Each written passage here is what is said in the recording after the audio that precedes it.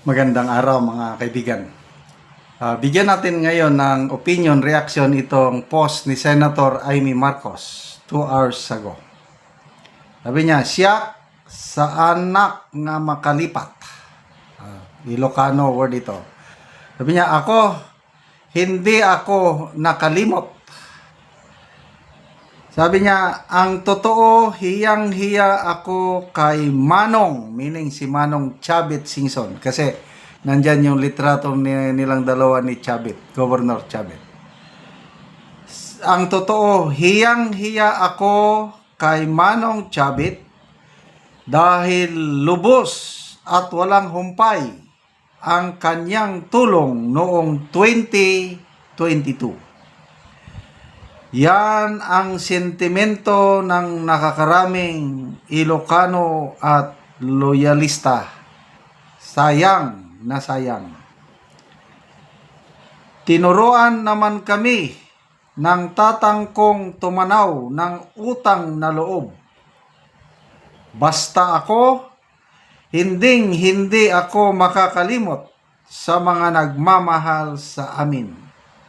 July 9, 2025, Senator Amy R. Marcos, reaksyon sa pahayag ni dating Ilocosur Governor Chavit Singson. So, nagpa-interview po si Governor Chavit Singson sa isang network at klaro, sinabi niya na nagkaroon na ng Alzheimer's disease si PBBM. Pagkatapos yung tulong ko sa kanya o sa mga Marcoses noong 2022, nakalimutan na kami. Very detailed yung kanyang pagsalaysay. Support, eroplano ko. Super yaman kasi si Governor Chavit Singson. Eroplano ko gamit. No pa? Siya ang presidente ng Mayor's League of the Philippines nung panahon yun. Very influential. Kasi ang boto ng grassroots nasa mga mayor. At dahil sa, personal opinion ko lang ito. Talagang malaking tulong ni then Mayor, kasi Mayor ata siya ng Narbacan. Mayor Chavit Singson, former governor ng Ilocos, malaki talaga ang tulong niya sa candidacy ni BBM. Yung sinasabi niya na humihingi ng advice si BBM kay Chavit. Kasi Chavit, political kingpin na yan sa Ilocos eh. Halos hindi naman kasing edad ng tatay ni basta senior politician na ito sa Ilocos Region, si Governor Chavit Singson. Very influential pa rin.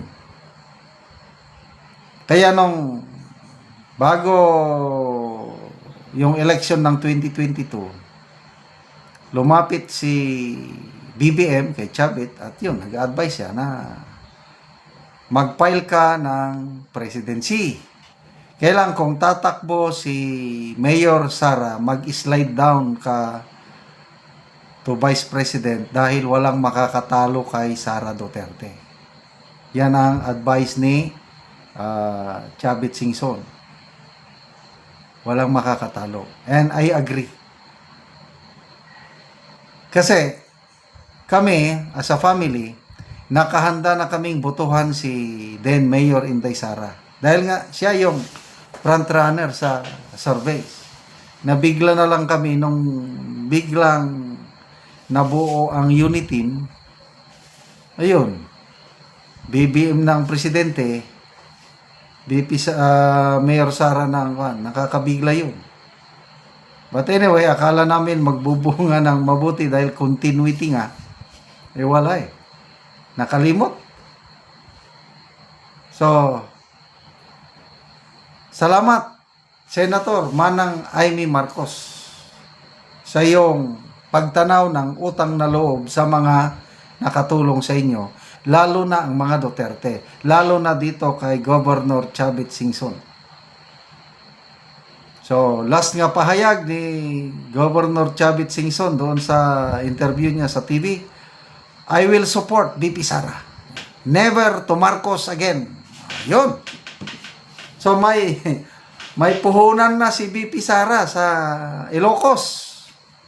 Oh, sa Ilocos Norte, nandyan si Senator Amy.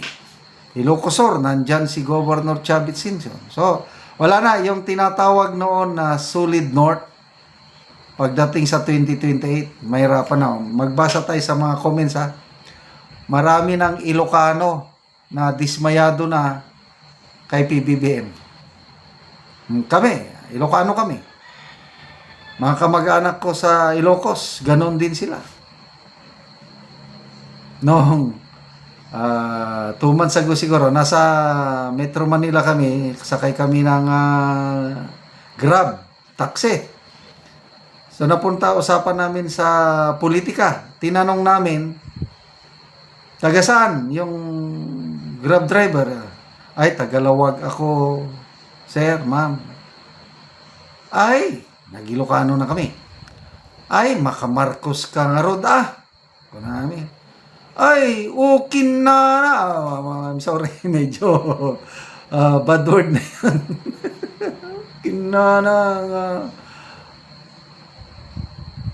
Wala na, nag-bad words na siya sa presidente. Mangibabain. Yung pala, yung taxi driver na yon, ang binotohan niya nung election, sino ba yun? Basta ang vice president niya, si Sara, ang presidente ata niya, si Lacson man siguro. Mangibabain. Nakakahiya. Sabi niya, yung ginagawa niya. So, wala na. Solid North, wala na. Solid South, Mindanao, meron. Subukan nyo, pumunta kayo sa Mindanao kung gaano kalakas ang Duterte dito. Kaya nga si PBBM, nung nagbisita siya sa Jensen lately sa Peaceport, doon na harap-harapan, sinisigawan siya ng Duterte, Duterte. Ang tatapang ng mga Jensen. So lalo na ngayon na alanganin na si PRRD, naghahabilin na siya, may huling habilin na. I-cremate nyo ako pag mamatay ako. Nako! Pag mangyaring masama kay PRRD sa Netherlands, I don't know what will happen. Lalong siguradong magiging presidente si VP Sara. Again, naniniwala ako kay Governor Chavit Singson na marami siyang naitulong sa candidacy ni BBM. At salamat, Senator Amy, na hindi ka nakakalimot. Yung nagkaroon ng Alzheimer, wala na tayong magagawa doon. Kaya salamat mga kaibigan sa inyong pagsubaybay sa ating channel. Nakakatulong kayo ng maigi sa Tribong Talandig ng Bukidnon. Dahil ang income natin sa channel na ito is pantulong natin sa tribo. Namimigay tayo ngayon ng mga libreng yero at pako para makapagpatayo ng mas maayos na tahanan ang Tribong Talandig. Panoorin niyo ang video na ito.